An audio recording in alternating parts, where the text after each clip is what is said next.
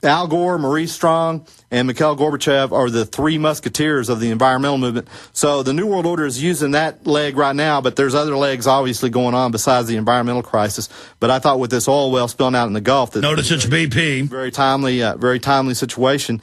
And also to back up how you started the show today, which was your warning about it looks like they're really going to potentially pull the plug here in the upcoming months. So we're already in a depression, but I mean total collapse. Potentially total collapse. And Obama at the G20 summit, I heard this quote a couple times on mainstream news. He's warning of that he's going to present very difficult choices to the country next year. So if the guy's got that little... And before we play it, that's what I was saying earlier. They think we're domesticated. They've done the math and know that 90% of people, aren't self-sufficient and are dependent one way or the other on the government, even if they don't work for the government. And so they've decided to bankrupt everything to say, now here's your choice, fully submit to us, and we know what that means. So tell us about this clip we're about to see. Well, it's a G20 clip when Obama was there, and remember, he was encouraging other nations. He was encouraging other nations to keep up the stimulus, right? That means get more in debt to the bankers. But then he went further. He also said in the clip that no nation can be above any other. But that means lowering everyone with the bankers above us. So let's go ahead and play that clip. There we go. One of the interesting things that's happened over the last 18 months as president is, for some reason, people keep on being surprised when I do what I said I was going to do. So I say I'm going to reform our healthcare system, and people think, well, gosh, that's not smart politics. Maybe we should hold off. Or I say we're going to move forward on don't ask, don't tell. And somehow people say, well, why are you doing that? I'm not sure that's good politics. I'm doing it because I said I was going to do it, and I think it's the right thing to do. And people should learn that lesson about me, because next year when I start presenting some very difficult choices to the country, I hope some of these folks who are hollering about deficits and debt step up, because I'm calling their bluff. And we'll see how much of that, how much of the political arguments they're making right now are real, and how much of it was just politics. All right. Thank you very much, everybody. Boy, your take on that. Oh, the headline on that on YouTube was Obama cryptically presents very difficult choices to the country next year. Well, that's before, when he first got elected, that's what Biden said. He said he's going to do some things that are going to make people hate us. And what they do is all the taxes are going to go to debt. They're going to get rid of the police, the welfare. They're going to slash it all. They're going to take pensions. And that's going to be the tough choice. And we see Republicans in the Washington Times saying, yes, we need to raise the retirement age to 70. And we need to start taking part of people's pension funds. So the bankers are going to get everything. They're going to have record profits like they've had the last 2 years. We're going to have nothing. Well, and we got to remember, he was addressing the G20 audience, people that they're basically in the know what's going on. So what I think he's anticipating is, I think he's anticipating that in this general election in November, we're going to see a lot of incumbents get tossed out. Probably for almost certain that we're going to get a Republican majority in the House, maybe in the Senate as well. 11 senators are gone already from attrition. Either they've died or retired or whatever. But you got 40 U.S. House members that are gone already because they have stepped out of the fire here. So we've got a chance of seeing 20-30% new faces potentially in these upcoming. And most of these faces we know are bona fide patriots, and so the globalists are going to have trouble getting them under control. And it's exponential either way you slice it. I mean, did you hear me read from the Financial Times of London, top Clinton official, only a terror attack can save Obama? I mean, this story alone, 5 years ago, we talked about this for a month straight. These things are coming out on an hourly basis. Right. It's crazy how fast things are happening and how fast things are coming out. Is that quote that you say all the time, that sometimes things happen in a year that happen in 100 years, that rapidly. But I think they're anticipating this big change in the House and Senate, and so Obama is going to set the new freshmen up for a fall. They're going to come in and want to see fiscal responsibility implemented, even though, as your caller stated earlier in the last few days, that the New World Order has Aladdin's lamp when it comes to creating money. Well, there's going to be a desire for fiscal responsibility by the new freshman coming in, and so he may let that happen to a more hideous degree than even they want. and then he's got somebody to point the finger. Well, notice all the leftist-controlled areas have got, record amounts of money. But what did you think about Oakland saying we're going to restrict guns more, so you can't have those to protect yourself, but we're going to, this is the police chief, this is what he released, you're allowed to administer poison to someone. We will not respond if someone's poisoned. Extortion, burglary, theft, embezzlement, grand theft. It just goes on and on. Sabotaging power lines. This is insane.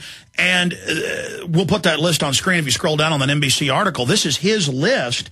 And that's a green light to the criminals to just go haywire. Right. And so that's what could happen is when we get this Mad Max scenario that you referred to earlier in the show, then that's going to put all of us in danger that are trying to, maintain our house payment and drive our cars and go to work, etc. So it could be very... And they're going to offer the new SDR and say, we'll jack the dollar up for you for a while, because under this SDR, the globalists will fully run the dollar offshore now. It'll still be there. It's just they control it. And then now you'll have this SDR digital currency above that, and that's going to be their answer. Global government will fix this. And if we capitulate and roll over, they'll turn the economy back on for a few years. Well, but we're going to have to go through this. That's what we've got to figure out is how to transition from this funny money Federal Reserve system to a real constitutional money system. Well, that's what they covered. That's a very ugly path, unfortunately, potentially, but that's the route we need to go. Now, I want to get into toll roads, but first some more of the, and we'll keep you 5 minutes the next hour if we need to. Richard, you have key info on the toll roads, so I wanted to get you here, why I called you. But I want to go back to this. You read the IMF 100, I think it was 112 points. It was 2002 it got leaked. And it's the shock therapy doctrine got released. Joseph Stiglitz left, and it magically got leaked, the Nobel Prize winner. And he's a pretty good guy. We've had him on. And he says they plan to destroy everything and it's total collapse. And in there, the IMF would say go into Argentina. This was the one example there. They just done it 2 years before in 2000. This is 2002 we were going back to. And they said, what we do is we quadruple the price of oil and water. We put toll roads on everything. That further bankrupts it. Then the people riot. Confidence is lost. And then you have to make things a lot worse. It's basically take them 100 miles down the road. We push back 50, but still they've got 50 miles on us. So they know they have to make it super bad so that then we fight back, get a little bit back, and think we won when really our standard of living's been dropped by 20, 30, 40, 50%, which Maurice Strong and the UN and Al Gore say is their goal. The carbon tax is to destroy our industrial society to make us dependent. China, India, and others are exempt. They're the new globalist command base. And so they're going to wreck things so bad so that artificially, so that then when they turn things back on, it'll be a lot worse than it is now. But we'll think, oh, my God, at least I've got food. At least the power's on. At least the water's flowing. And in the IMF World Bank plans, they say how they do it. They're doing that here. This is going to happen. And Richard, how do we stop it? I know they're engineering it. I know they're executing it. I have their playbook. It's not like I just realized now they're really going for everything. They are going to hammer us into nothing. And I just want people to understand this.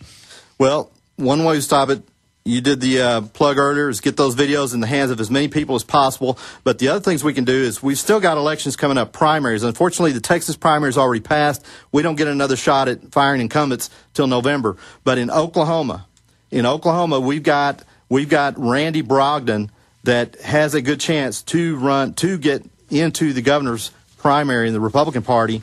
Randy Brogdon, his website, randybrogdon.com.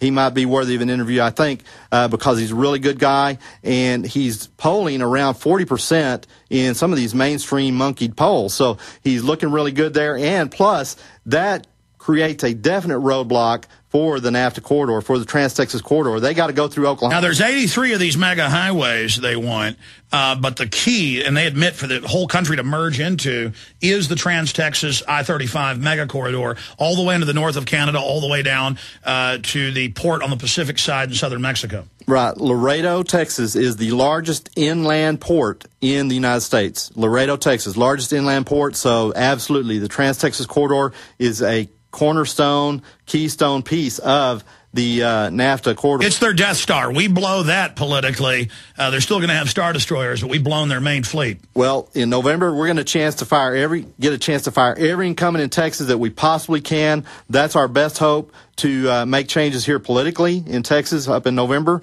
And then up in Oklahoma, we've got Randy Brogdon, like I said. We've got R.J. Harris, another candidate for U.S. rep, that's got a good chance up there. And then we've got James Lane, Lane for OKSenate.com. James Lane is running for Oklahoma State. Yeah, there are hundreds of Patriot candidates. People should find them in their areas and break their backs supporting them. Now, let's tell people what the NAFTA highways do, and then a microcosm example, seizing MOPAC, which is admittedly illegal, to put a toll road on an existing road. Every time they try it, we fight back. They retract it. They're back. Let's use MOPAC as a microcosm. Well, with MOPAC, see, the engineers that originally designed and built that figured that a lot more of that traffic on MOPAC would just be having downtown Austin as their destination. But as you well know, with I-35 being congested so badly, so many hours of the day, then MOPAC has become a big through route through Austin now. And what they've done, though, is when they engineered that Lady Bird Lake Bridge, used to be Town Lake Bridge, when they engineered that, there's a lane that drops off on southbound and northbound side. So there's a little bit of good news in this. The good news is they're going to add a third through lane, both north and southbound on that bridge. I did call Kirk Watson's office last week after I heard you mention. Can't believe what he says.